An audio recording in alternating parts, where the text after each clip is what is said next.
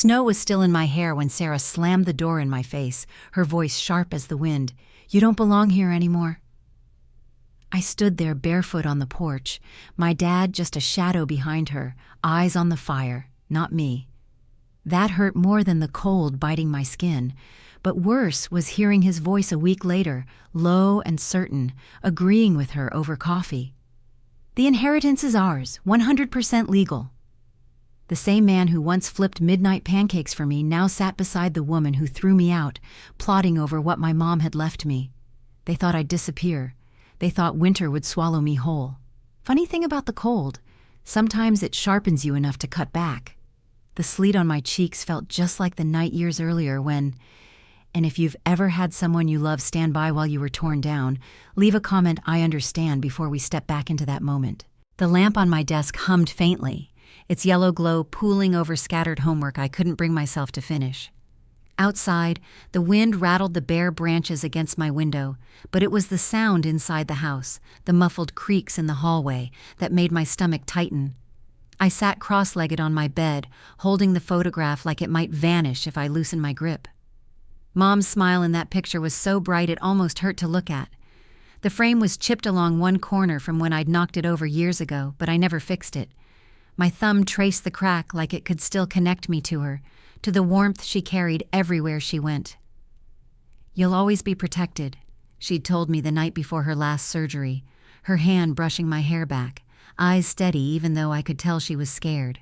I could still hear the beeping of the hospital monitors if I let my mind drift too far. Back then, I believed her promise. Back then, Dad used to laugh with me in the kitchen, flipping pancakes at midnight just because I couldn't sleep. Back then, our home in the quiet Chicago suburb felt like a fortress.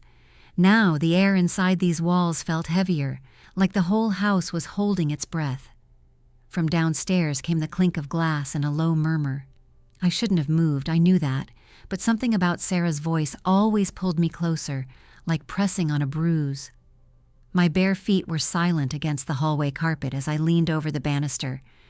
The glow from the living room spilled halfway across the floor, casting long shadows. "She's a burden, John," Sarah whispered, her words slipping between the clink of ice in her glass. A pause. The kind of pause where you can feel the choice being made. "You know it's true," she went on, her tone softer now, coaxing. "She's trouble. We need to fix this." I couldn't see Dad's face, but I could picture it. Jaw tight, eyes looking anywhere but hers. He'd been doing that a lot lately, avoiding, agreeing by staying silent. The stairs creaked under my weight and I froze. Their conversation died instantly. A moment later, Sarah's heels clicked against the hardwood as she moved toward the kitchen. I slipped back into my room, closing the door as quietly as I could. The house felt colder somehow, though the heat was still on. I sat back on the bed, pulling my knees up, wrapping my arms around them. The photograph lay in my lap, Mom's eyes staring right through me. I thought about the dream again, the one that had been coming every few nights since she died. In it, she wasn't smiling. She stood in the hallway outside my room, her nightgown shifting like there was wind I couldn't feel.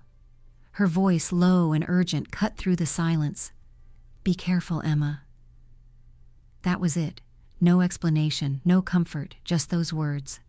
I'd wake up with my chest tight, straining to hear footsteps in the house. Sometimes I did. Sometimes they were real. A floorboard popped outside my door now, sharp in the quiet. My heart jumped, but no one knocked. I told myself it was the house settling, but even that sounded hollow. The photo's glass was cool against my cheek as I held it closer. Once, this room had been my refuge. The walls were still covered in the same posters and Polaroids from middle school, the bookshelf sagging under the weight of old library finds I'd never returned. But the air was different now, like Sarah's perfume had seeped into the wallpaper, sweet, cloying, impossible to ignore. I could hear her laugh from earlier that week, the sharp kind she used when someone else was the joke. Dad had laughed too, but his eyes hadn't reached mine. I kept thinking about how he used to look at me, like I was part of him. Now it was like he was waiting for me to mess up. The wind outside picked up, whistling faintly through the siding. Somewhere in the living room, a cabinet door shut with a muffled thud. My skin prickled. I used to feel safe here, I thought, pressing the frame into my palm until it hurt. But now every creak in the house feels like a warning. I didn't know what Sarah's endgame was, or why Dad seemed to be letting her write the rules now, but I could feel it. Whatever she was weaving around us was tightening. And for the first time, I wondered if Mom's voice in my dreams wasn't just grief. Maybe it was something else, a message I hadn't figured out yet. The thought made my chest ache in a way I couldn't name. I set the photo down on the nightstand, face up so she could still watch over me, even if only in print. My hand hovered over the lamp switch, then pulled back. I didn't want the darkness tonight. From downstairs, the faint sound of a drawer sliding open, then closed. A whisper, too far away to catch the words. I lay back, eyes on the ceiling where the shadows of tree branches swayed in the lamplight. The rhythm of them was almost enough to lull me into thinking it was just another night. Almost. But my voice slipped out before I could stop it, the question hanging in the quiet room, too heavy to take back. Why does Dad look at me like I'm a stranger? I was still staring at the ceiling when the first shout cracked through the floorboards. Not the wind. Sarah. "Emma, get down here!" I sat up, caught the sliding photo frame, set it down. The hallway breathed warm air and her perfume. Downstairs, the living room was bright. She stood under the lights with a $20 bill held high. Dad was by the fireplace, staring into the flames. "There," she said. "In her hoodie pocket. I found it." My gray sweatshirt lay on the couch arm, cuffs damp from yesterday's snow. Sarah shook the bill at me. "You stole from me." The furnace hummed. The clock ticked. "That's not true," I said. "I didn't take anything." She stepped close. Her nails were glossy and pale. "$20 went missing from my wallet this morning. Now it turns up in your pocket. Coincidence?" I looked to Dad. He rubbed his nose and let his gaze slide past mine. "Dad," I said.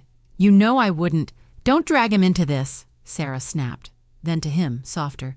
"John, you see what I'm dealing with?" He didn't answer. The flames hissed. I reached for the hoodie. The pocket sagged. My fingers found the bill like it had grown there. I pulled it out. It stuck to my palm. "I didn't take this," I said, lowering my voice. "Check your wallet. Maybe you miscounted or you lied."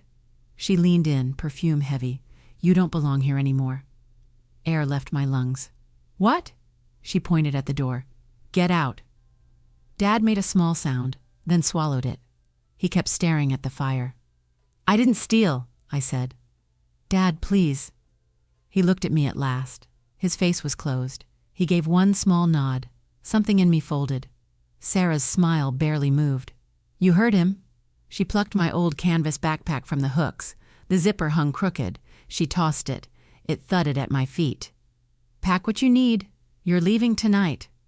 "It's freezing," I said. Sleet pattered against the window. "Where am I supposed to go?" She shrugged. "Not my problem." I tried once more. "We can talk later. I'll show you." Her voice went sharp. "You stole from me. Get out now." The sentence ricocheted off the framed photos. I bent, picked up the backpack, felt the rough canvas scrape my fingers, then walked upstairs. The house felt smaller. In my room, I moved fast. Sweater, socks, toothbrush. I slipped Mom's photo from the frame and left the cracked glass. My hands shook. When I came down, Sarah was at the door with her hand on the knob. Dad hadn't moved. The $20 lay smoothed on the coffee table. Sarah opened the door. Winter shoved in, wet and cutting. The porch light turned the sleet into a glittering wall. She leaned close. "You don't belong here anymore. Get out, now." My breath fogged. Her eyes didn't blink. I looked at Dad. "Are you really going to let her do this?" His throat worked once. He nodded. A thin tear inside me widened. I hugged the backpack and stepped onto the porch.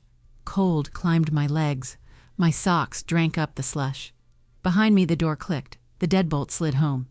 A final sound. For a second, I stood in the porch light and listened to the house I knew by muscle memory. The refrigerator's hum, the clock's tick, warm air through vents. None of it changed. It went on without me. The street was a wet film under sodium lamps.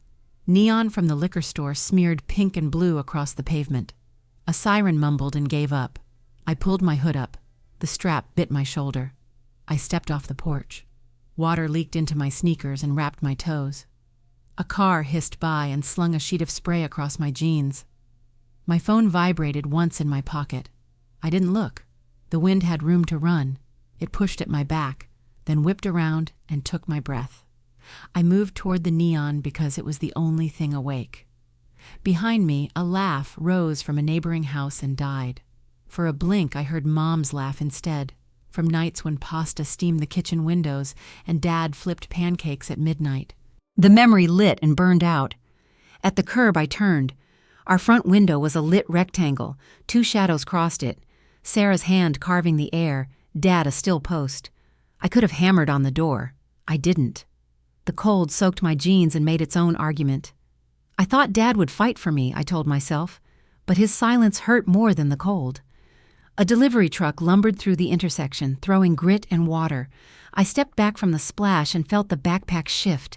Something hard pressed between my shoulder blades, maybe a book, maybe a box of pencils. Everything felt heavier than it should. The door stayed shut.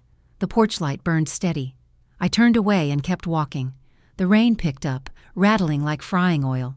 The locked door slam replayed in my head, cleaner than any memory. My breath came short. I tried to guess where I would sleep and came up blank. I pictured the bus stop on Ashland with its leaking roof. I pictured the 20 in my pocket, the one that wasn't mine, and somehow was. I pictured Mom in the hallway from my dream, whispering, "Be careful." At the corner, the liquor store's neon crown buzzed and blinked, then steadied. I stood beneath it, light staining my hands pink, and realized my fingers were numb around the straps. I flexed them and felt pins. I looked back one more time. Our block was a row of winter caves, yellow windows set into dark. My house, no, their house, was quiet. No curtain moved. The wind shoved again. I let it. I stepped into the crosswalk, the paint slick underwater, and let the city swallow me inch by inch. The sleet hissed. The neon faded. "Dad," I whispered to the wet street, to the gutter, to the drains singing low, "How could you?" The sleet had turned to a cold, steady rain by the time I reached the end of the block. My sneakers were soaked through, each step a dull squelch. The straps of my backpack cut into my shoulders, heavier now that the warmth of the house was gone. I kept walking because standing still made the cold settle in deeper. By the time I reached an empty parking lot behind a shuttered gas station, my stomach clenched so hard it felt like it might fold me in half. I hadn't eaten since lunch at school, a peanut butter sandwich and a bruised apple, and that felt like a lifetime ago. The rain streamed down my hood, dripping off the tip of my nose, and pooled in a shallow dip in the asphalt. I crouched by it. My reflection wavered in the ripples, eyes hollow in the dim streetlight. The water was dirty, flecked with bits of leaves, but my throat ached for it. I cupped my hands, let the rainwater fill them, and drank. It was cold enough to numb my tongue, the taste metallic, but it eased the burning in my throat for a moment. Somewhere to my left, music thumped from behind a set of fogged windows, an old bar I'd passed on the bus before. The muffled bass bled into the night air, and every so often a door would swing open, spilling laughter and cigarette smoke onto the wet sidewalk. I kept my head down and moved toward the darker side streets away from the noise. A shout broke through the rain. "Hey!" I didn't look back. My steps quickened. "Hey, homeless girl?" The voice was slurred, close to a laugh. Footsteps splashed after me. Another voice joined in, deeper this time. "Where you running to?" I glanced over my shoulder. 3 guys, maybe my age or a little older, staggered from the bar's glow into the rain. One of them held a brown bottle by the neck, swinging it carelessly. The glass caught the streetlight like a small, dangerous star. I turned the corner without answering. The slap of their sneakers on wet pavement followed, uneven but determined. A bottle shattered somewhere behind me. The sound cracked the night wide open. My heart jammed into my throat. "Come on, we just want to talk," one of them shouted, voice dripping with a mock sweetness that made my skin crawl. The street ahead was empty except for a chain-link fence half collapsed near a construction site. I slid through the gap, the wire scraping my jacket sleeve, and ducked into the maze of skeletal steel and concrete.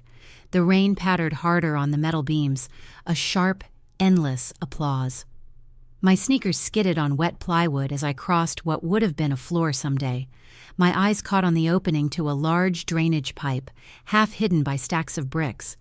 It was dark inside, too dark, but it was shelter, and more importantly, a place to hide. I slipped into it, the sound of my breath loud in my own ears.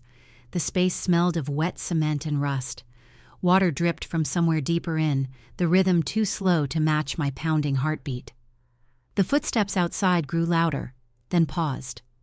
"She's in here somewhere," one of them said. His voice bounced off the unfinished walls. I pressed myself flat against the cold curve of the pipe, the rough concrete digging into my back. The darkness was so complete it felt like it had weight. My fingers wrapped tighter around the backpack strap. For a moment I thought I heard them coming closer, but then the sound of their laughter shifted, drifting away toward the street. One of them imitated a howl, the sound stretching thin before fading. The rain filled the silence they left behind. I let out a slow breath I hadn't realized I was holding. My legs ached from crouching, but I didn't move. The cold was finding its way in through every seam of my clothes, settling deep into my bones. I pulled my hood tighter, burying my chin. The hunger returned, sharper now. My stomach growled loud in the confined space, almost mocking me. I thought about the kitchen at home, the fridge humming, the smell of leftover lasagna when you cracked the door. I thought about how that warmth was off-limits to me now, locked away with a click I could still hear. The cold is eating me alive, I thought, but it's the loneliness that's worse. Another drop of water hit the pipe floor, louder this time. My ears strained for any sound that didn't belong, another set of footsteps, a voice, anything. Instead, the only rhythm was my own pulse, hammering against my eardrums. I pulled my knees up and rested my forehead on them. The concrete stole what little heat I had left. My breath rose in shallow clouds that vanished almost instantly. Somewhere far off, a car horn blared, followed by the distant wail of sirens. The city kept moving without me. I don't know how long I stayed like that. 5 minutes, 30, maybe more. Time felt slippery. My thoughts began to unravel into fragments. The weight of the backpack, the ache in my hands, the echo of Sarah's voice telling me I didn't belong. A noise broke through the rain, a single deliberate step on wet gravel. My head jerked up. Another step. It was closer this time. Am I going to die out here? The whisper barely left my lips before the sound of footsteps echoed again, each one slow, unhurried, and coming closer. The laughter from earlier was gone. All that was left was the rain, the dripping water inside the pipe, and the quiet promise of something or someone just outside. The footsteps stopped at the mouth of the pipe. I held my breath so long my lungs shook. Rain hissed on the rebar and plywood outside, a steady curtain. Then a low voice drifted in, careful, like it didn't want to startle a stray animal. "Easy," the man said. "Life's tough, kid, but it's not over." A small beam of light slid along the concrete curve, landing short of my face, not a cop's flashlight, just a cheap headlamp, the kind you'd get at a hardware store. It tilted down, and a hand moved into the circle, palm open. A heel of bread sat there, wrapped in a napkin gone damp around the edges. "You hungry?" he asked.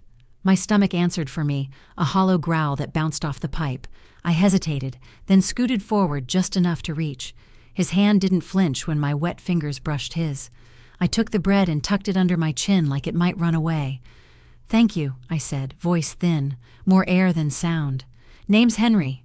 He kept the light low, aimed near the floor so it wouldn't blind me. "There were some boys out here earlier. They gone now." I nodded, chewing. The bread was stale but honest. It scratched my throat and turned soft on my tongue. My hand stopped shaking long enough for me to notice how cold my cheeks were. "I'm Emma," I said. "Good to meet you, Emma." He chuckled once, a sound like gravel settling. "You picked a bad night for sightseeing." A laugh tried to escape me and collapsed into a cough. Henry shifted his weight in the mud outside the pipe. "You okay to move?" he asked. "There's a drier spot by the river. Warm fire. Folks who mind their business." I looked past him at the wet world, the iron skeletons and slick plywood, the smudged glow of the bar sign a block over. The pipe had felt like safety until it turned into a tomb. I nodded. Henry didn't reach for me. He just stepped back and let the beam of his headlamp paint a path across the ground. I slid out on my knees, backpack scraping, and stood with my hands on my legs until the dizziness steadied. He was older, beard gone silver in stripes, coat patched with duct tape near the pockets, knit cap pulled low. The headlamp strap had frayed edges. He noticed me taking him in and tipped his chin toward the far end of the lot. "This way," he said. We walked without talking. Rain tapped his headlamp and made a halo of mist around it. The city thinned toward the river, lights breaking into smeared reflections. My socks had gone past wet into numb, which felt like a kind of mercy. Henry's steps were patient, not slow, as if he'd learned the map of this darkness by heart. A chain-link fence opened to an informal gate, wire snipped, edges curled back like a grin. The smell of smoke met us first, wood and something sweet underneath it, maybe old pallets. The river's surface rattled with rain, carrying the city's leftover glow. Tents hunched along the bank, some made of tarps and rope, some almost clever with their angles. Firelight fluttered across faces and vanished. People looked up, then away. No questions. Henry guided me to a lean-to built against a retaining wall. Inside, a milk crate served as a seat. He shook rain from his hat, then handed me a threadbare blanket that smelled clean in a way you only get from air and time. "Sit," he said. "You're shaking like a phone on silent." I slid down onto the crate and pulled the blanket around my shoulders. The fire in the nearest ring snapped and sent a warm punch into my face. My fingers tingled with pins as they woke up. "You got people?" he asked, not looking at me, like he was asking the fire. "I did," I said. The words lodged in my mouth. I swallowed them smaller. "Not tonight." He made a small sound, neither pity nor surprise. "Happens," he said. "Happened to me." He crouched by the fire and fed it pieces of pallet. "Used to draw bridges," he said after a minute. The statement floated between us like something he'd put down and might pick up again. "Engineering firm on the west side. Not the big sexy stuff. Support beams, joints, load calculations. A bridge holds because 1,000 small things do their job." He smiled at the flame, just a corner. "Then '08 came. Company shrank. Boss said, 'Nothing personal, Henry.' After that, a couple of choices I wouldn't put on a resume. But it's like I tell the kids out here, there's a difference between falling and landing." I watched the fire take a new piece of wood and turn it to glow. "Which one is this?" I asked. "For me, I mean." "Both," he said. "You fall till you find the place you can stand again. Then you call that the landing." Silence opened like a door. Rain softened. The river made a quiet, endless hush, like someone shushing a child. I dug in my backpack and fished out the photo wrapped in the t-shirt. Mom's face blinked up at me in the unsteady light. I wanted to anchor myself in her voice, the dream I couldn't shake, the hallway, the nightgown, her whisper threading through sleep. "Be careful, Emma." Henry's eyes flicked to the picture and away, respectful. "She yours?" he asked. "My mom." I swallowed. She used to say, "It doesn't matter." I slid the photo back into the shirt, made the fold neat, like the neatness could hold me together. He nodded and rubbed his hands over the fire. "You'll want dry socks," he said, "and a way to make $1 that ain't asking questions." "I can babysit," I said, then remembered what the rain had already told me, or maybe not. Henry stood, went to a plastic tub tucked under his tarp, and started digging. Tools clinked gently. He came back with a scuffed wooden box about the size of a toolbox, edges rounded from years of being handled. Black paint clung to the corners. A strap hung off one side, cracked but intact. "Found this behind the hotel dumpsters last week," he said, setting it at my feet. "Old shoeshine kit, brush, polish, rag. Folks still got places to be in the morning. Their shoes don't know about your life." He flipped the latch. Inside lay a horsehair brush gone gray with use, a tin of black polish with a dented lid, 2 cloths stained to permanent dusk, and a small wooden footrest attached to the top. The interior smelled like wax and old leather. He shut it and placed his palm on the lid, a quiet gesture like a blessing. Then he took his hand away and looked at me. "Take this kit," he said. "It's not much, but it's yours now." My throat tightened in a way no bread could fix. I ran my fingertips over the wood, felt the grooves where someone else's fingers had worried the edges, the smooth dip where a heel had rested 1,000 times. "You sure?" I asked. Henry shrugged. "It was headed for the dump. You're headed for the morning. Seems like a better match." I lifted the strap over my shoulder. The weight settled against my side, a new kind of heavy, purpose-shaped. A small heat kindled under my ribs, fragile as the fire's first spark. This stranger gave me more than Dad ever did lately, I thought, and the truth of it surprised me with its clean edge. Henry poured hot water from a dented kettle into a cracked mug and handed it to me. Steam rose into my face. I cupped the heat with both hands and felt the world tilt back a degree toward bearable. "You work the courthouse steps," he said. "Morning crowd's good. Lawyers, clerks, folks who like their reflections. Be polite. Price fair. Don't chase. Let the shine do the talking." I nodded like I knew how to be that person. The kit bumped my hip, real as bone. Across the camp, laughter drifted up and thinned into the rain. A woman added a piece of pallet to her fire and hummed under her breath. The sound threaded through the night, a line to hold on to. Henry stood, stretched until his back popped, then pointed with his chin toward a patch of tarp beside his lean-to. "Roll out there," he said. "You'll stay drier. Keep your shoes close. Folks out here don't take mostly, but don't tempt 'em." I laid the blanket down, then my backpack, then my head. The concrete radiated a slow chill, but the fire pushed back. The rain dialed down to a whisper. My eyes slid shut without my permission. The hallway from the dream arrived on cue, her nightgown, the shiver of air that didn't move anything, the photograph frame still cracked on my nightstand because I never fixed it. Mom's mouth moved, but the sound came over the river instead, low and certain, weaving with the hush of water and the soft clack of Henry sorting his tub. "Find it, Emma." I held the shoeshine kit to my chest like a borrowed heartbeat and listened to the river repeat her words until they weren't just a warning. They were directions. Morning felt like it had to be earned. I woke under the tarp with the shoeshine kit tucked against my ribs, the river fog lifting in long, thin breaths. My socks were stiff with yesterday, but they were dry enough to pull back on. Henry poured hot water into a dented mug and tipped it toward me like a toast. "Courthouse steps," he said. "Beat the rush."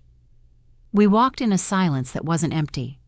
The city shook off night in stages, delivery trucks huffing, a bus sighing open, pigeons working the edges of a bakery bag.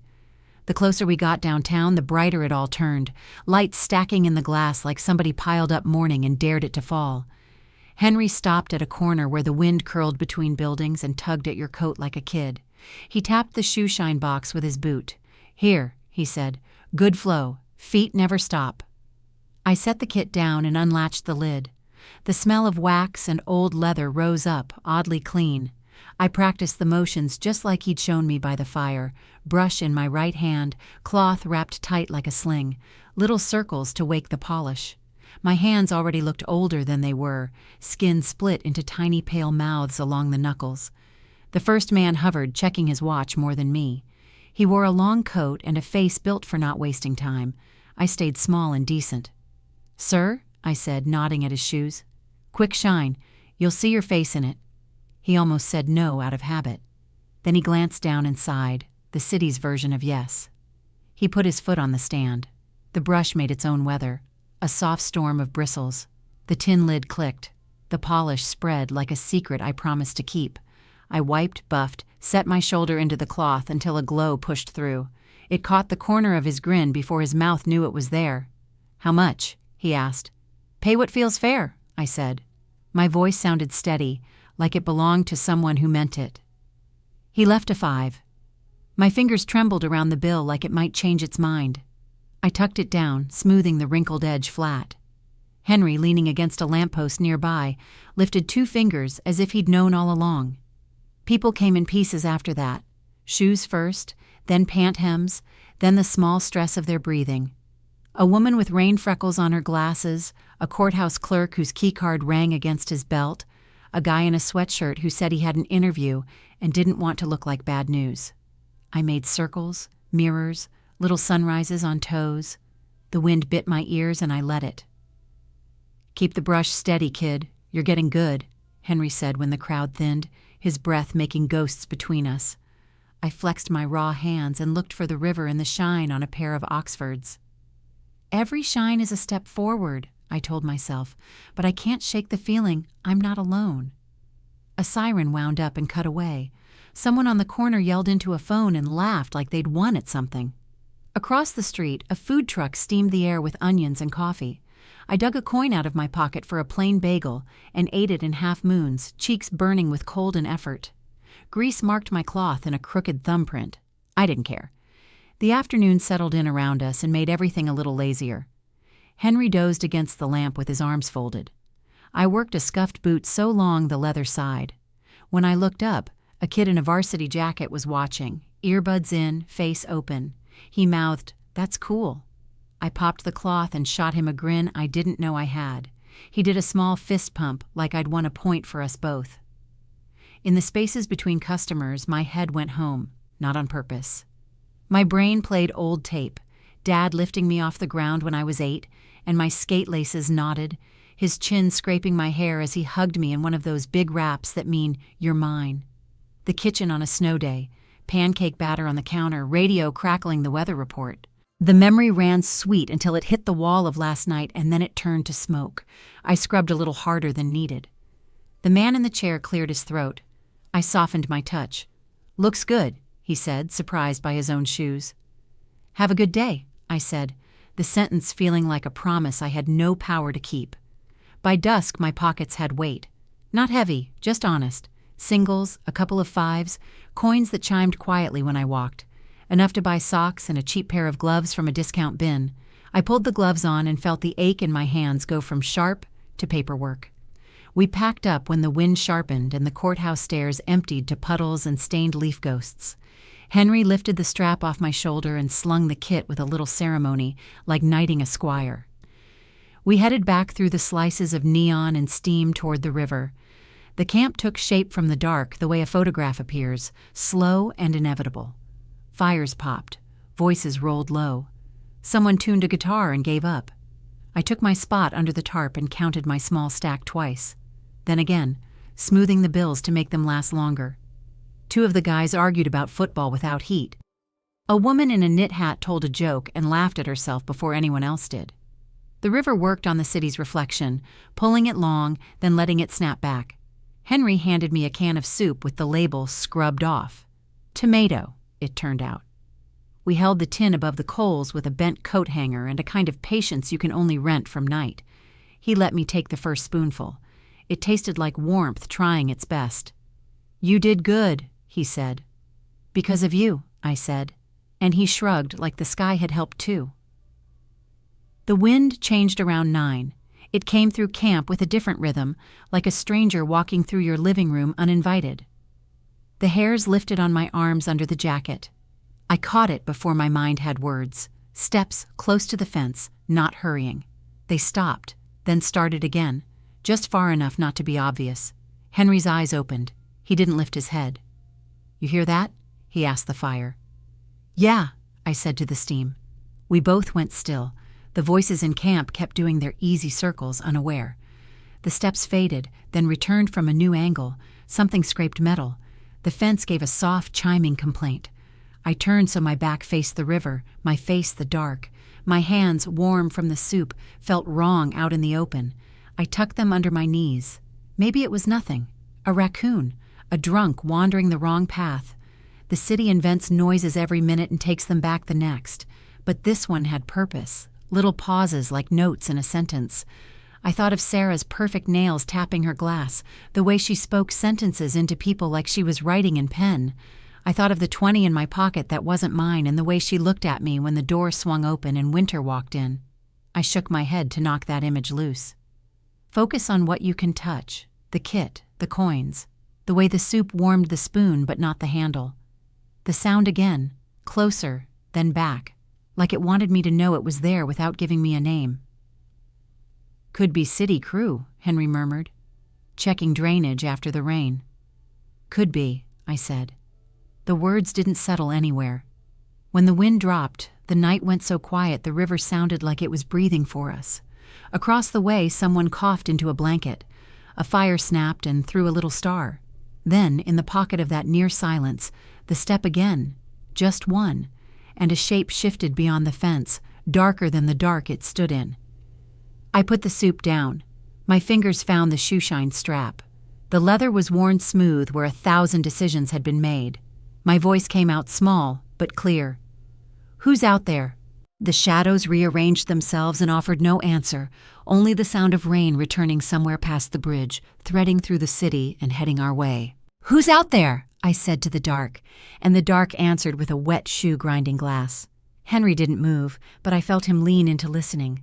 The fence sighed again, metal on metal, a quiet, mean sound, and then the shape peeled off the shadows and became a man. 2 more came behind him, shoulders packed into hoodies, heads dipped so I couldn't read their faces. The nearest streetlight stuttered and held, throwing a weak cone across the alley that made their eyes slick. "Evening, Princess," the first one said, his breath smoked. "Heard you been playing house down here." My fingers found the shoeshine strap without my permission. The kit pressed into my hip, familiar and brave in a way wood shouldn't have to be. Henry stood, slow as weather, and placed himself a half step between them and the fire. "We're closed," he said, voice calm. "Find your bed elsewhere." The middle one snorted. "We're not here for you, old man." His gaze landed on me like a thumb. I kept still. The alley smelled like rain and hot metal, the kind of night when sound carries. The first guy craned his neck to see the kit. "That yours?" I didn't answer. He smiled anyway, a small, ugly thing. "Come on," the third one said, impatient. "Say the line." The middle one obliged, like he'd practiced it in the mirror. "Your stepmom says you're trouble." Something in my chest flashed like a fuse. Sarah's perfume, Sarah's glass, Sarah's nails clicking goodbye. The words made the alley tilt. Henry slid a foot back, weight ready. "You boys should go," he said. "No good comes of this." The first guy shook his head like he'd heard a joke. "We got a message to deliver." He pointed at the kit. "Starts with that." I tightened my grip. "Leave it." He lunged before I finished. The toe of his boot caught the wooden footrest and snapped it sideways. The box jerked from my hands and hit the ground with a hollow clack. The latch sprang. The tin of polish rolled out and rang against the concrete like a coin begging for a decision. "Stop!" I heard myself shout. It sounded thin. Nobody stopped. The third one kicked the lid. The hinge screamed. The brush bounced once and landed bristle down in a puddle. The middle one put his weight on the box and ground his heel until wood complained. The strap tore with a tired rip. Henry moved, fast for a 60-year-old, hands up, body between. The first guy shoved him back into the fence. Chain links sang. I reached for the kit. A hand slapped mine away, knuckles like rocks. "Stay away from home," the middle one said, bending close enough for me to see a nick on his cheek that hadn't decided what it wanted to be. His voice dropped. "Or else." "That clear enough?" the third one added, picking up the polished tin and tossing it, catching it, bored. He let it fall. The tin dented and rolled lazy toward the gutter. The first guy leaned in so his hood shadow swallowed my face. "Sarah paid us good. Don't even think about going back." He wanted the name to hit me, and it did. The world narrowed to the spit glinting at the corner of his mouth. Rain pattered on the lidless box like tiny hands. "Walk," Henry said, the word a warning and a prayer. The first guy flicked his eyes at him and smiled again. He stomped once more on the box just to hear it crack, then stepped back. The 3 of them drifted toward the chain link gap they'd come through. No hurry, no fear. The alley gave them back to the night one shadow at a time. Footsteps faded. The fence settled. A far siren wound down like a toy. I didn't move right away. The kit lay open like a wounded thing. Hinge peeled, wood split near the corner, footrest askew on one screw. The brush sat in the puddle, hair fanned, the color of rain. I reached for it. My hands shook so hard the brush clicked against my teeth when I tried to grip it with my mouth to free my fingers. Henry's palm steadied the handle. "Easy," he said. "We'll fix her." The camp had gone quiet and then loud again, the way people pretend not to see trouble passing through. A woman on the far side called, "You good, Henry?" without turning her head. "We're good," he called back, and then softer to me. "You all right, kid?" I nodded because I needed to be. My throat felt like it had swallowed a fistful of nails. The beat of my heart showed up in weird places, my wrists, my tongue, the tender cut in my palm where a splinter had found home. We carried the kit under the tarp. Up close, the damage looked both worse and fixable. Henry's fingers traced the split along the lid. "Lucky grain," he said. "Straight. She'll take glue." We don't have glue, I said, hating the wobble in my voice. We got cousins, he said, and chuckled at my confusion. Duct tape, wire, zip ties. A screw's a screw if you love it enough. He crouched, rummaged in his plastic tub, and produced an offering. Duct tape with a few loops left, a handful of bent screws, a short piece of coat hanger, a stubby screwdriver so chewed it looked like a dog had argued with it and lost. He laid the tools out like silver. First the hinge, he said. We straighten what we can, then we brace what we can't. I pressed the lid into alignment while he teased the hinge back with the screwdriver tip. The metal whined. The screw heads were chewed to rumor. He grunted and bore down, forearms corded. The hinge held. He wrapped the bent coat hanger around the weak spot and turned it tight until it bit. "Hand me the tape," he said. I ripped a strip with my teeth and held the lid while he wrapped it around the back edge, sealing splinters back into a single thought. The tape went silver in the lamplight. He smoothed it with the side of his thumb like a father fixing a toy. "Footrest?" I asked. He nodded at a coffee can full of screws an inch from rust. "Find a friend." We sorted through teeth and threads until I found a screw whose ambition outgrew its size. I set the footrest back on its post, lined the hole, and turned the driver. The screw bit, then slipped, then caught like a promise. We added a second screw through new wood and called it reinforcement. The footrest wobbled and then thought better of it. The strap was the worst of it, torn clean along a seam. Henry examined the rip, then threaded the strap's raw end through the side ring and folded it back on itself like a bandage. He ran a row of tight stitches with fishing line from a kit I hadn't seen him carry. His hands shook a little near the end, not from fear, just age and cold. I held the line taut, watching it shine like spider silk. "You're not the first kid they tried to scare," he said after a while, not looking up. "Who sent them?" I said, though my body already knew. The name sat in my mouth like a coin you don't want to spend. He tied off the line with his teeth and shrugged. "You heard the same thing I did." Rain softened to mist. The fire snapped and spit one bright ember that died an inch from the coals. Somewhere across the water, a L train crossed a bridge and sang steel on steel. I wiped mud from the brush hairs, pinched water out with the crease of my palm, then coaxed them straight with the pad of my thumb. The bristles left black ghosts on my skin. "She thinks she's won," I told myself, hearing my own breath steady, "but I'm not giving up." We reassembled the kit. Brush, cloths, dented polish, the small wooden stand that had learned a lesson. I lifted the lid and shut it. It made a new sound, not the old clean click, but a stubborn clack that meant I'd have to listen harder. Fine, I could do that. Henry sat back on his heels. "Good as a story," he said. "Folks don't pay for perfect. They pay for shine." I slid the strap over my shoulder. It bit the same place as before and told me I was still here. The alley's shadows had crept back to where they belonged. The fence forgot the boy's hands. The night went on like it had no stake in any of this. I looked at the kit, at the silver scar across its spine, and felt something in me match it. I pictured Sarah in our kitchen, turning truth into a script and making Dad memorize his one line.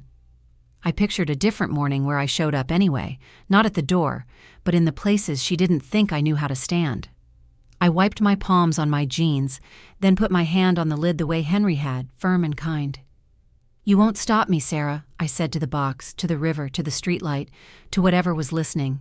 "You won't stop me, Sarah," I told the rebuilt box, and the night carried my words downriver. By morning, the tape's silver seam looked almost proud. I slung the strap and followed Henry through air that smelled like wet brick and coffee. The courthouse steps were already busy, shoes everywhere, heels counting time, rubber whispering, leather asking to be taken seriously. I set the box on its legs and flipped the latch, brush, cloth, tin. The ritual steadied me more than sleep had. First pair, second pair, a pause to blow warmth into my fingers. A woman laughed into her phone. The city made room and then filled it again. He stopped a few feet away, reading his phone, rain dots on his suit shoulders. Mid-50s maybe, hair at the temples, Chicago gray, the kind of man who carries deadlines in his spine. He looked at his shoes and winced. "Quick shine?" I asked. "You'll see your reflection before you hit the top step." He checked his watch, the stairs, then surrendered a foot to the stand. You've got 2 minutes, he said. The edge tired, not mean. Plenty. I woke the leather. Small circles, let heat do half the job. Big day? They all are. Sounds exhausting, I said, and his mouth tilted like he hadn't planned to admit it. The tin clicked open. The polish smelled like a memory of rain. I folded the cloth tight and moved in quick, clean strokes. The city reflected back in pieces. Traffic lights, a slice of sky, my hooded shape. He watched my hands the way people do when they need their mind to rest. Name? He asked. Emma. I'm Mark. A beat. Thompson. Nice to meet you, Mr. Thompson. Likewise. His phone buzzed. He slid it away with a sigh. How long you been out here, Emma? Long enough to know the good corners, I said. And which pigeons gossip? He laughed, real short. You sound like you've had worse mornings. I gave the toe a final pass and held the shine toward the light. I believe life pays back good things, I said, and felt it land deeper than small talk. Something eased in his face. He lifted his foot, set the other one down. That so? Hasn't failed me yet. I warmed the polish with my palm, let the cloth sing. The second shoe bloomed to a mirror. He leaned forward to see himself there, caught himself, smiled. How much? He asked. Pay what feels fair. He patted his jacket, overcoat, frowned. Well, that's embarrassing. Wallet's on my dresser. I shrugged. It happens. I'll run inside, hit an ATM, come back. I shook my head. You've got a day to run. It's on the house. He blinked. People don't always know what to do with generosity they didn't schedule. I can't. You can, I said, soft but certain. Someone paid for my coffee yesterday. I'm just keeping the balance from going weird. Henry, a few yards away, hid a smile behind a cough. Mr. Thompson's shoulders dropped a fraction. He looked at his shoes like they'd decided to be better people. You're good, he said, trying to be. He reached into his inside pocket like muscle memory might make a wallet appear, then pulled out a business card instead.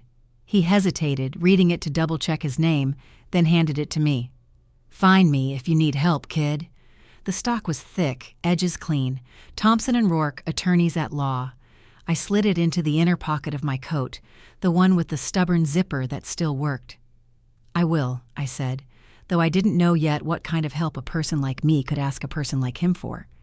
He started up the stairs, turned back. You really think life pays back good things?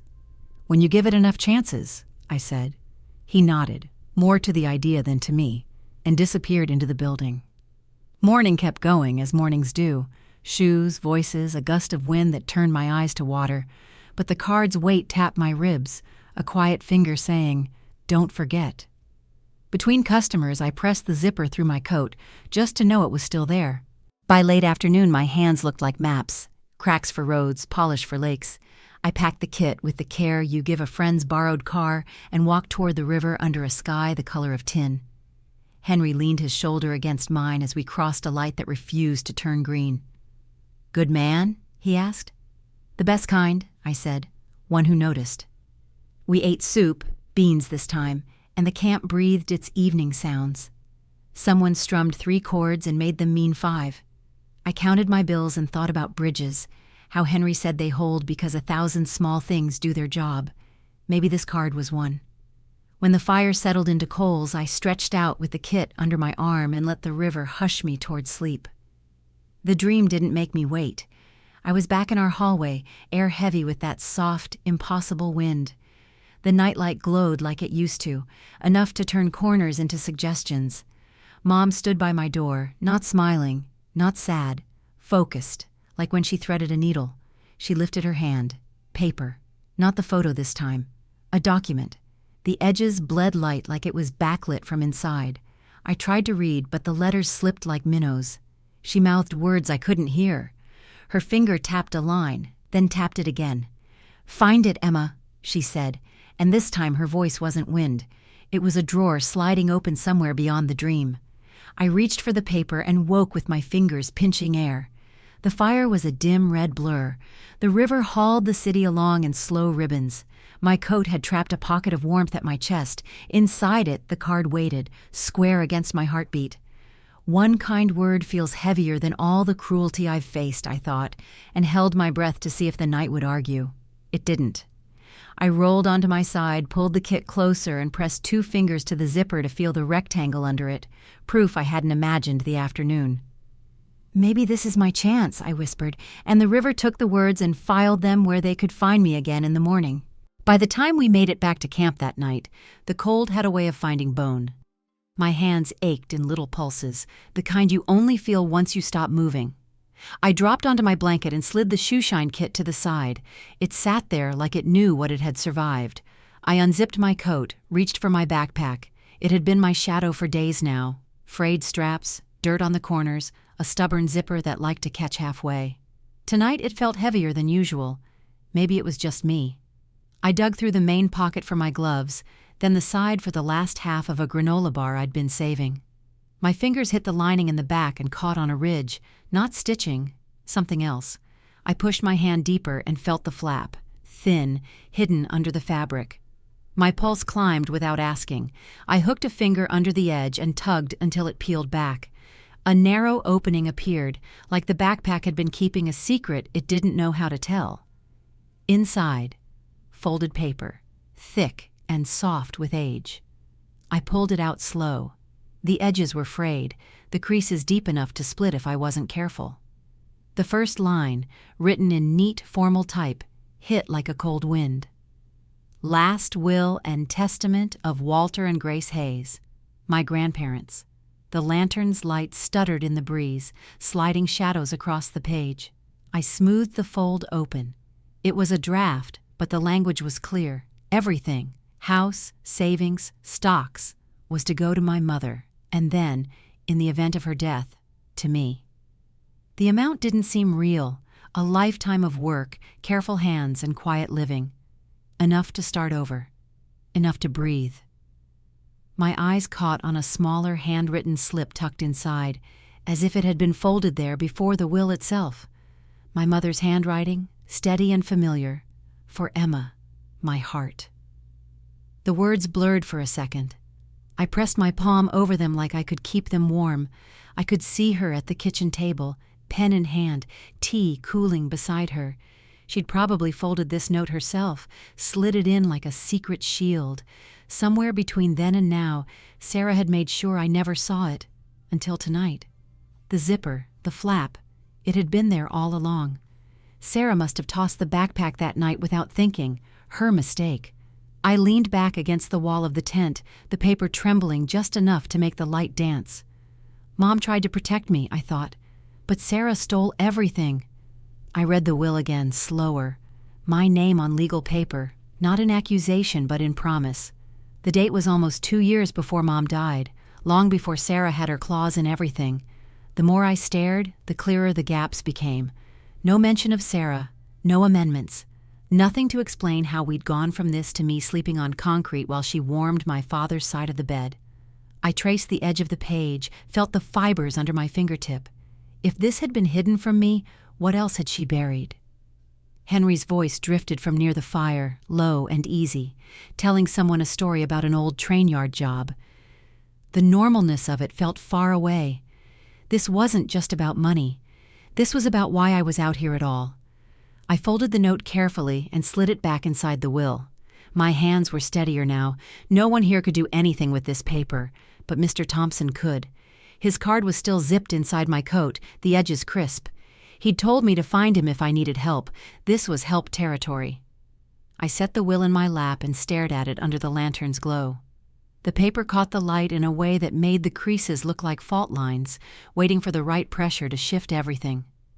I whispered to the empty space around me, "This was Mom's gift to me. I won't let Sarah take it."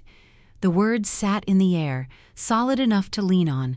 I refolded the will, tucked it back into the hidden pocket, and zipped the bag shut. My fingers lingered on the pull tab. Tomorrow I'd find Thompson. Tonight I'd keep the will close like a flame cupped against the wind. The card in my coat felt square and certain all the way to Mr. Thompson's office. I kept a hand on the zipper like wind might change its mind about me. The building was old brick with a bell that stuck, so you had to press twice. Inside smelled like paper and winter air. A radiator clicked like it was keeping score. His door was half open. Stacks of files leaned against a bookshelf as if they trusted it. A lamp made a small gold circle on his desk. He looked up, saw me, and stood. "Emma," he said, "come in." I slid the backpack off and set it on the floor, keeping my foot hooked through the strap. He waited until I sat, then sat too. No rush. He had a way of letting silence mean we'll take this slow. "I brought something," I said. I lifted the will in its soft folds and the note tucked inside. His face changed at the first line. He read with his mouth faintly moving, like he had to taste the words to believe them. When he reached the handwritten slip, he paused, thumb resting on the edge. "For Emma, my heart," he read, quiet. I watched his eyes more than the paper. First the small lift, hope, then a furrow like a pebble in a shoe. "Where did you find this?" "Hidden pocket," I said. "In my backpack. My mom must have put it there. Sarah tossed the bag the night she kicked me out. I don't think she knew." He nodded, a thought clicking into place. "This draft is strong, but something happened after this." He reached for a different stack, pulled a thin file from the middle, slid a paperclip free. "I pulled what I could from the clerk's office this morning after I saw you. You checked on me?" It slipped out before I could catch it.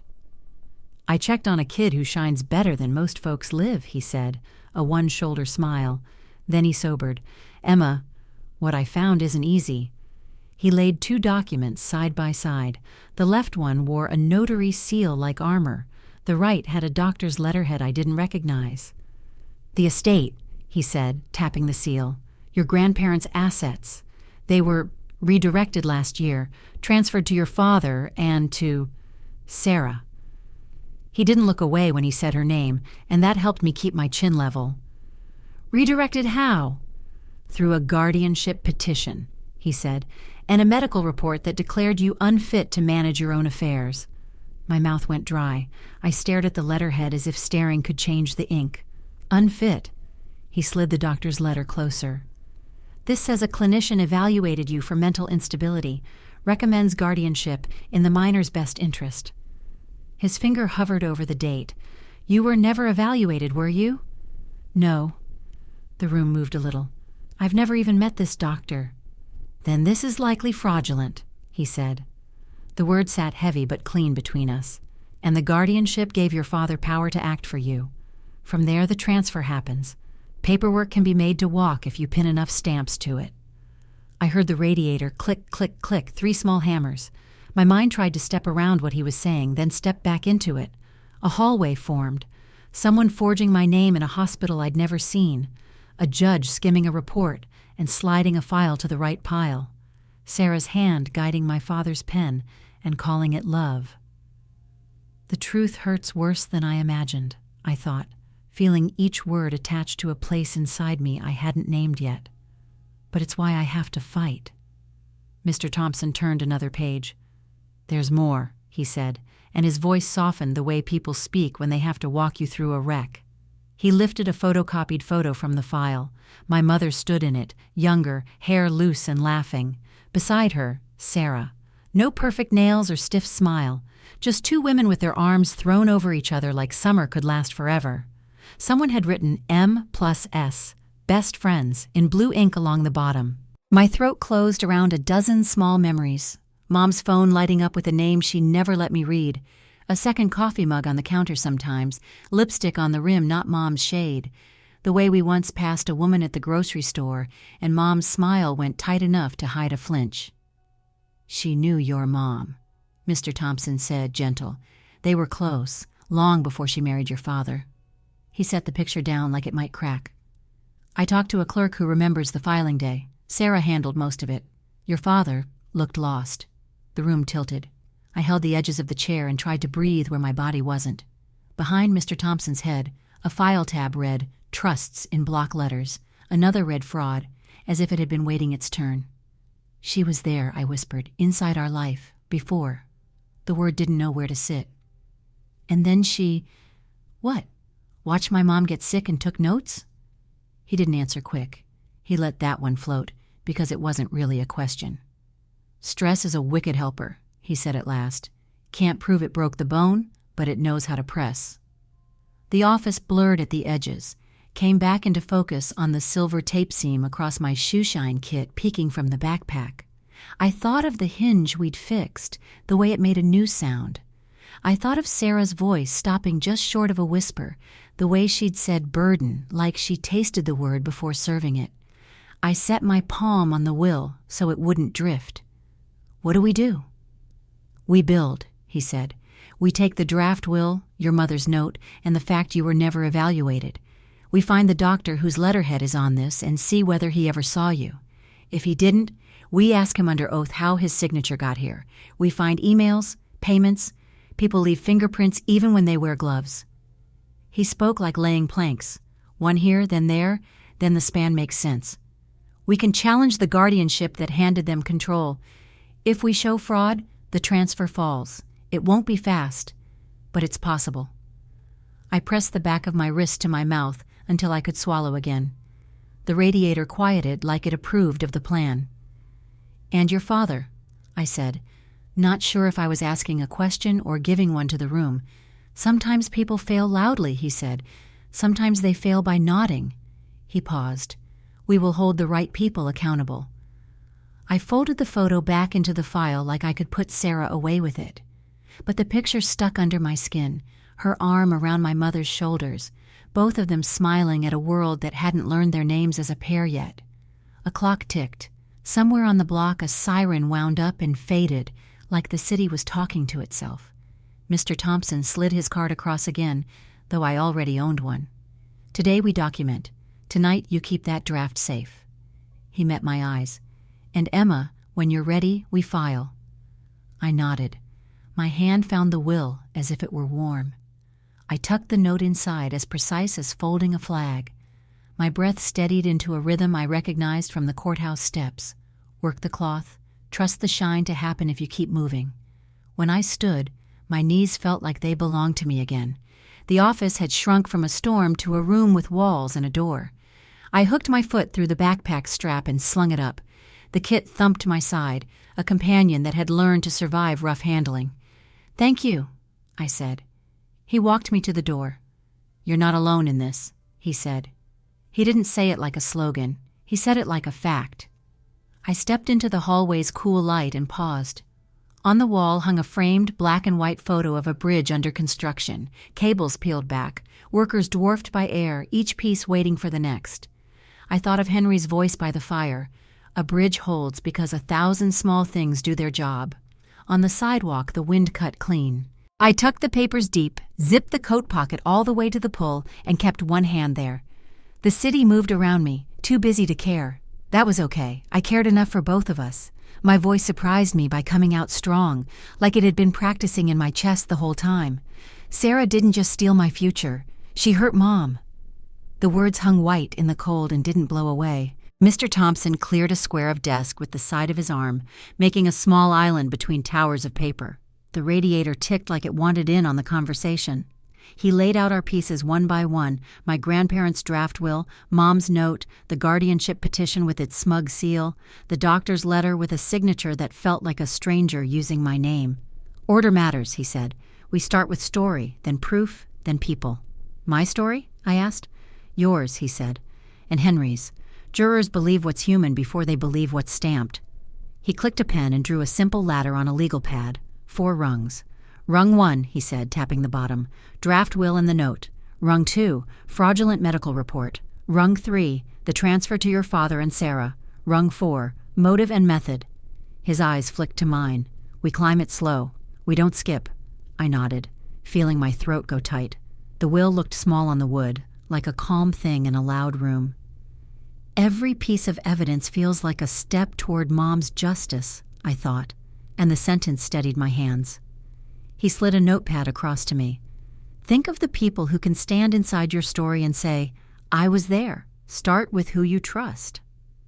I wrote Henry's name first. The ink bled a little into the paper. Next, I scribbled the bar where the teens had chased me, the alley with the fence, the hotel dumpsters where Henry said he found the kit. The places could testify, too, if someone listened right. "Henry comes in today," I said. "He'll tell it straight." "Good," Thompson said. "We'll take a sworn statement. People underestimate a witness who doesn't look expensive." He picked up the doctor's letter and held it like a bug in a jar. "This one we handle carefully. I'm sending a formal records request. In parallel, we look for the human part. People who sell their names to lies don't sleep well. They leave trails." He spun his computer around. An email window glowed. "I've drafted something that invites a confession without promising a pardon," he said, "but it helps if he hears from the person he hurt." "You want me to write him?" "I want him to see your name next to your words," he said. "Remind him there's a person on the other end of his signature." I stared at the blinking cursor. My fingers hovered and then started anyway. "Dr. Hart," I typed. "My name is Emma Carter. Last year a report with your letterhead said I was mentally unfit. I've never met you. If someone used your name, I need to know. I am 17. My mother is gone. Your answer matters." I read it twice and felt the heat behind my eyes. Thompson nodded and hit send. "Now we wait," he said. "And while we wait, we work." The door opened without knocking.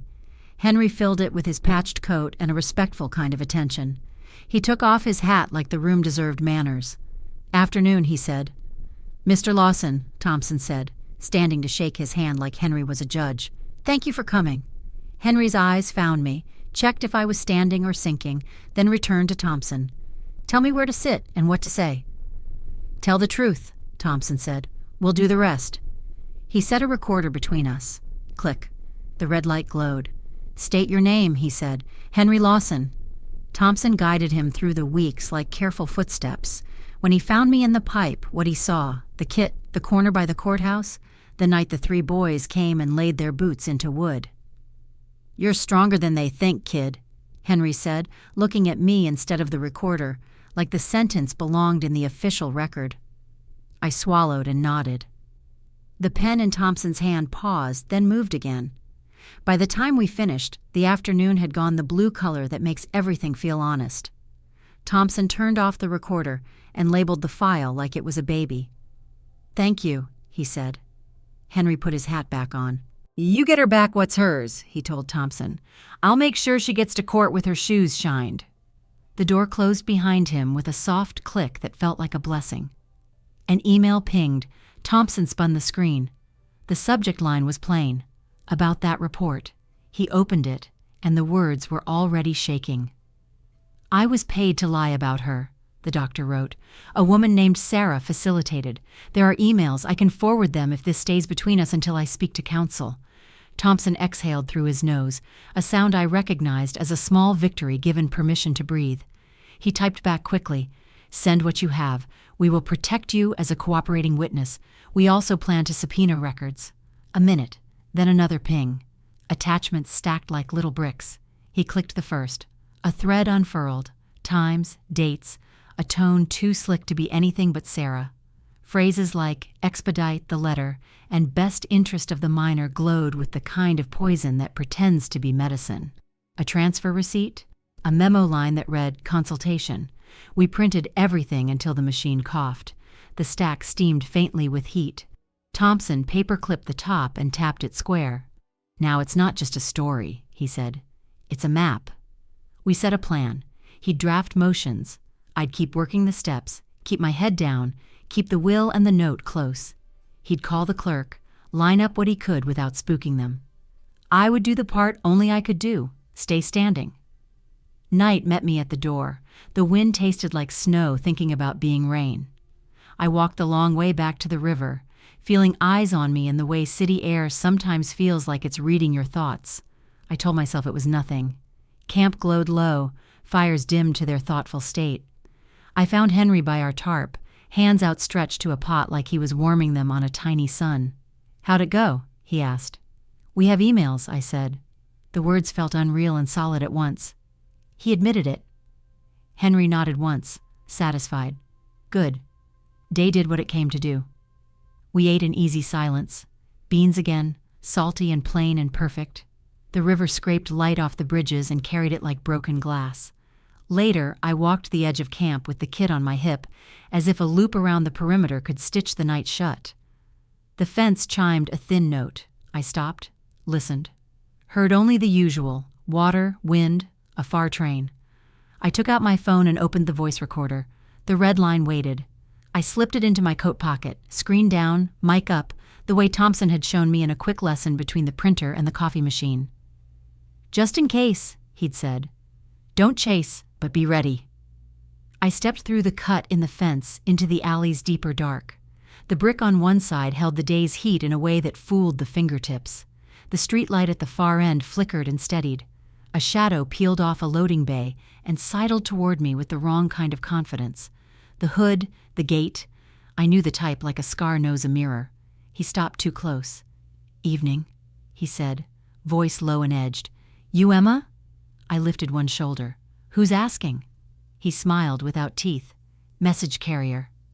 The recorder in my pocket felt like a second heartbeat. "From who?" He leaned in, breath sour. "Stay away from home, or else." I kept my spine from flinching. "Or else what?" "Or else next time it's not just the box," he said, letting his eyes flick to the kit with practiced meanness. "Sarah paid us good. Don't even think about going back." There it was, clean enough to cut with. I let the silence hold, counting under my breath. 1, 2, 3. Then took a slow step back. He didn't follow. He let me leave like he'd done his job, and the night could clock out. I walked away, legs steady, hands in my pockets so he wouldn't see the shake. Back under the tarp, I hit stop and saved the file. The tiny blue bar pulsed. Evidence, humble and digital, tucked itself beside the emails in my mind. I lay down with the kit under my arm and stared at the tent wall as the fire painted it in soft orange. My head ticked through Dad like old slides. The hug after I fell off the monkey bars, the pancake flips, the way he'd taught me to check oil in the car, the nod he gave when Sarah told me to go. The warmth and the cold lived side by side. The ache was how they argued. The fence sang again. This time it was only wind. I wanted to believe that. I closed my eyes and felt the will's folded shape through the backpack canvas. The city breathed. Henry snored once and blamed the fire under his breath. "I'm so close," I whispered into the fabric and the coals and the river's hush. "But why do I feel watched?" I'm so close, but why do I feel watched? That thought followed me into the courthouse, through the metal detector, past the marble that smelled like wet stone. The courtroom was colder than the hall. Wood benches, a flag that didn't move. Every sound wore shoes. Sarah sat at counsel table, chin high, a smirk set like lacquer. John was one chair behind her, jacket tight, a tissue worrying between his fingers. When I walked in, Sarah's eyes touched me and slipped off, bored. Mr. Thompson nudged my sleeve. "Breathe," he said. "We'll let the paper talk." The judge entered, black robe, steady eyes. "Be seated." The room settled. The defense's opening drew a picture of me as unstable, a girl who needed rescuing from herself. Thompson's was simple, a draft will, a forged report, a transfer that only moved because hands pushed it. Evidence started. The clerk unsealed the envelope and laid my grandparents' draft will on the projector. Thompson asked me to identify it. "Yes," I said. "Their names. My mother's name. Mine." He slid in the note. My mother's hand curved across the screen. "For Emma, my heart," I read. Air thinned. Even the radiator waited. Sarah rolled her eyes. The judge saw and said nothing, which said enough. Next came the doctor's letter. Dates, signatures, a hospital I'd never seen. "Have you ever met Dr. Hart?" Thompson asked. "No." "Ever been evaluated for mental instability?" "No." We called Dr. Hart on video. He looked smaller than his degrees. "I was paid to lie about her," he said. "A woman named Sarah reached out. She asked for a letter declaring the girl unfit. I signed. I regret it." Emails lit the screen. Expedite, best interest, wire received. The jury leaned as one. Sarah smoothed her skirt too many times. Then the recording. My pocket mic turned the gallery into alley night. "Stay away from home," a man's voice said. "Or else." "And who told you to tell me that?" my voice asked. "Sarah paid us good. Don't even think about going back." The defense objected to foundation. "Overruled," the judge said. Henry testified last. He wore his patched coat like truth. He told them about the pipe, the kit, the 3 boys, the hinges scream. He didn't embellish. He didn't blink. The defense called John. He moved like his shoes hurt. He swore in, eyes sliding to Sarah and back. "Why did you seek guardianship?" his lawyer asked gently. We believed it was necessary, he said. Emma was not well. In what way? She broke things, ran out at night. I stared at the floor, then up. Thompson remained still. On cross, Thompson asked, who suggested guardianship? We discussed it, John said. Who hired Dr. Hart? Sarah, handled details. Did you read the report before signing? Yes. Did you verify it was true? He paused long enough to become an answer. I trusted my wife. Nothing further. Sarah took the stand like the room owed her attention. Her lawyer cued the script: concerned stepmother, devoted wife, process, necessity. She said my name as little as possible. Thompson stood with 3 exhibits: the wire email, the expedite line, and a photo of Sarah with my mother, both of them young and laughing. You knew Emma's mother, he said. We were acquainted. He held up the photo. Your writing, best friends. Her smile didn't reach her eyes. Years ago. Before you married Mr. Carter. Yes. You emailed Dr. Hart. I connected my husband with a clinician. You arranged payment. I moved funds my husband approved. Did you ever see Emma harm herself? Silence. No, she said finally. But she was volatile. You wrote, make sure this letter says unfit. Why?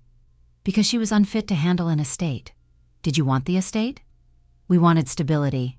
Thompson turned the photo so it faced her. My mother's smile lit the rail. You envied her, he said, soft as a match. Objection, the defense said, argumentative.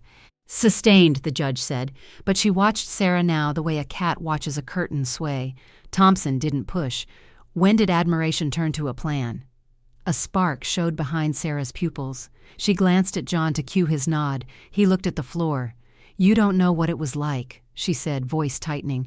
She had everything. Walked into a room and it was hers. He was hers. The house, the way people adored her. Her breath picked up. You think I'm the villain? I spent years standing next to a son. Mrs. Carter, the judge warned. Sarah leaned forward. The mask slipped. I hated her. Your mom had everything I didn't. The sentence hit the wood and rang. The defense lawyer closed his eyes. Someone in back gasped. John's face changed like a door blown open. He turned toward me, shame filling his eyes at a speed that hurt to watch. Emma, he said, small. I'm sorry. The words arrived late and light. Thompson let quiet do the math. No more questions, he said. The judge looked at the jury, then at Sarah. We'll recess for 15 minutes. The gavel tapped. The room exhaled into whispers. I stayed seated. Henry passed and set a warm hand on my shoulder. It steadied more than coffee. John took one step toward me, then stopped, the tissue a wreck in his fist. He knew better now, or he finally knew. Sarah sat very still, hands lost for once. Her smirk had nowhere to land. The room kept buzzing, but a pocket of stillness opened around me. Her confession freed me in a way I didn't expect. It snapped a wire I'd been chewing since the night the door slammed. But Dad's silence still stings. It always will. I could hold both truths, the relief like air after a held breath, and the ache like a bruise you forget until someone brushes it. I looked at the jury, faces set, each of them storing what they'd heard. The judge's clock ticked with a new, patient rhythm, as if time itself had agreed to wait for the truth to finish arriving. I stood so we were level across the aisle. The flag hung the same. Lemon oil and old arguments hovered in the air. My voice was mine, not a child's. You took everything, I said to her, but not my fight. You took everything, but not my fight. The words were still warm in my mouth when the judge returned and the room stood. Sarah's gaze stayed flat. John twisted a tissue like he could braid time back together. The judge spoke without hurry. On the evidence before this court, the draft will, the corroborating note, the fraudulent medical report, and the audio recording, I nullify the guardianship over Emma Carter and vacate the transfer of assets to John and Sarah Carter.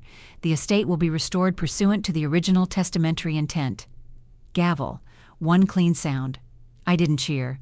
I let out a breath that shook the bench. Thompson touched my sleeve. Henry's smile rose slow. Sarah made a sound, half scoff, half swallow. Her lawyer leaned in. John looked at me as if apology were a door he couldn't work. I held his eyes a beat, then let them go. We handled papers. I signed my name carefully, each letter an anchor. Thompson moved through forms like a man laying track. When it was done, he handed me the order. The seal caught the light. "You did this," he said. "We did," I answered, meaning Henry's hand on my shoulder, Dr. Hart's emails, my mother's note folded like a small heart that refused to burn. Outside, the day seemed brighter. Reporters waited with microphones I had no interest in feeding. Thompson formed a polite wall.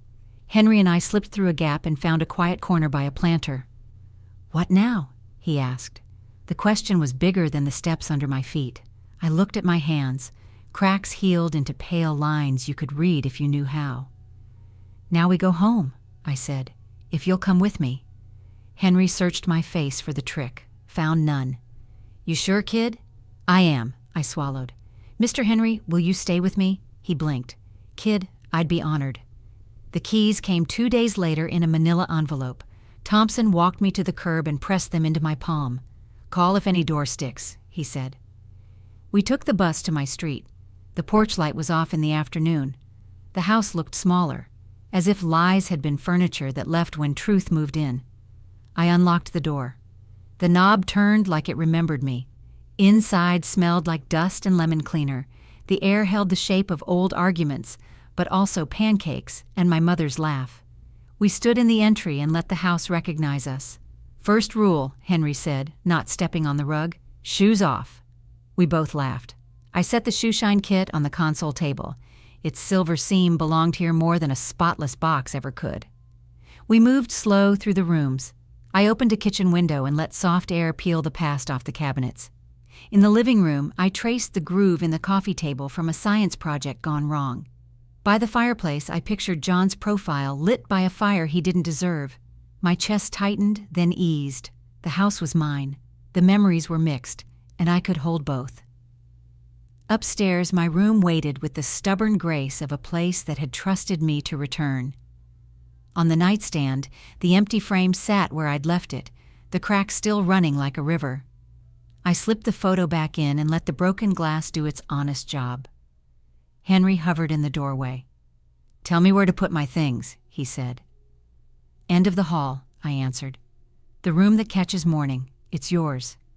We ate pasta, badly timed and perfect. I showed Henry the stubborn window and the trick to the back door. He fixed a cabinet hinge with a wedge of cardboard because not every victory needs a receipt.